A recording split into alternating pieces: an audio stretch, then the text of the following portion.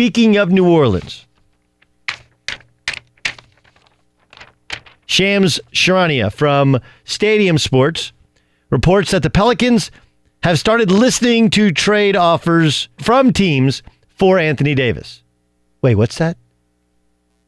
What's that I hear? Shh. That's a trade offer. No, it's not a trade offer. That's a trade offer. They're like, you hear that? You hear that? Nah, I've heard that for months. That's not a trade. Wait. That is. Let's start listening to these trade offers, huh? So they're listening to trade offers. Anthony Davis's preferred teams are still the Lakers, the Knicks, and the Clippers. So he'd like to be in LA or like to be in New York. And those are the teams we would assume would be in pole position because, well, he could potentially sign a long-term deal with those teams. And he would be willing to stay without even spending a year there. What's fascinating about that is I don't know what the Knicks really have to offer. And frankly, not sure outside of young players and young talent that's less proven than the Lakers, the Clippers actually have to offer. The Lakers have the best assets and are the primary desired destination of Anthony Davis. I look at this and I think, well, the Lakers should win this bidding war. Absolutely. And then you combine that story with the story we shared with you yesterday. Bill Plaschke, who works for us here at Fox Sports Radio, he's a long-time columnist with the LA Times, reported yesterday that if the Lakers were to strike out on free agents and, of course, in the trade market, that LeBron might then consider wanting to be traded, there's a lot there.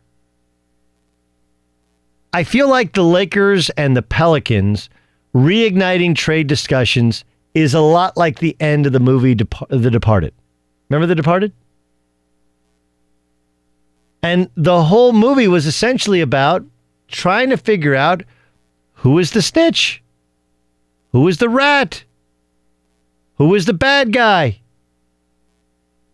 And as soon as we found that out, well, then the movie had meaning, had a completely different tone. Like, ow, aha, aha. Well, think about it here. Before, we didn't know if it was Magic Johnson leaking out, doing everything in public because he thought, I'm Magic Johnson and this is how you do things. Or was it Dell Demps, who didn't like the fact that the Lakers held him hostage and some had thought he was inept as a general manager and in over his head. And some had thought it was Rich Paul, who, of course, is the agent for both LeBron and Anthony Davis, and by most people's estimation, tried to strong-arm both teams into making it happen to keep both his clients happy and to build his power base in the NBA. Well, now David Griffin is the general manager of the Pelicans, and Magic Johnson is working harder as an analyst and showing up more as an analyst than he did as the president because he's no longer president of basketball operations. And with those two things, those two are out. Only Rich Paul remains in the same place he was in when the trade discussions first came up. And if it still doesn't get done, doesn't show that Rich Paul is the meddler. Anthony Davis wants to be there. They want Anthony Davis.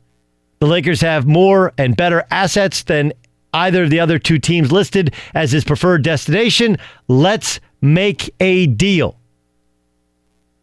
And if it doesn't get done and it gets public and it gets ugly, who's the rat? Well, Magic's gone. Dell Demps is... Aha! Aha! Little bit, right? And let me just say this in regards... I said this on Cowherd Show. I've said this before. Now, I'm somebody who... we'd still move. Like, I'm not going to say never. It can be done.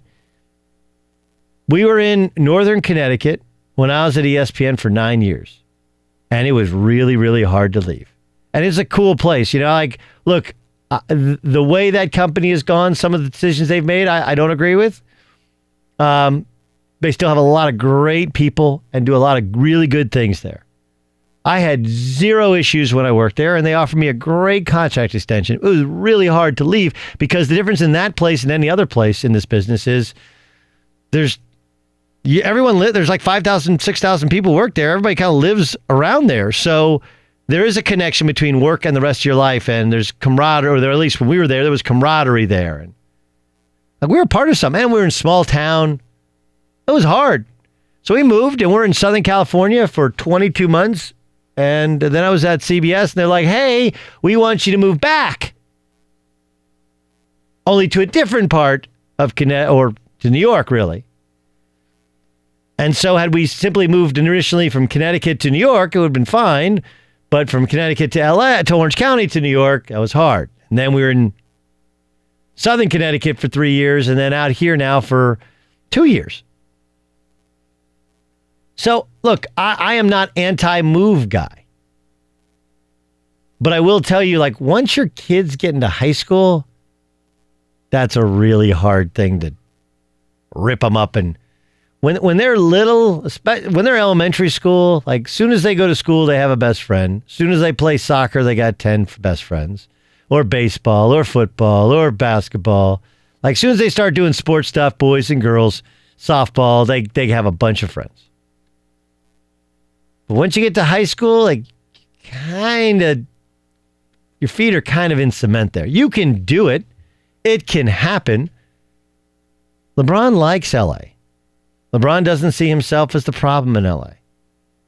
His whole crew is out here, not just his family, but Rich Paul and all of his associates. They have all moved LeBron James, Inc. to Southern California. LeBron's son, Bronny, starts high school in the fall. Dwayne Wade's son's going to join him at a place called Sierra Canyon, which is a budding basketball factory. That's going to be kind of a hike, but it'll be a reverse commute in terms of against traffic every morning. The point is, like, he ain't going anywhere.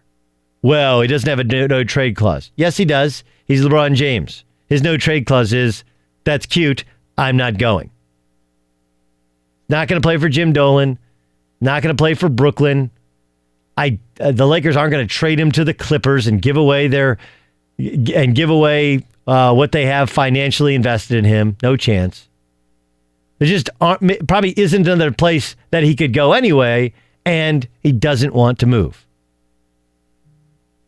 You guys screwed it up. You guys fix it. He's not moving. They're getting players. They're going to try and figure it out. And the Pelicans just said they're open for business, and if it doesn't get done, it's because Rich Paul continues to screw this thing up. Because he's the only one who remains from the last time these two sides got together.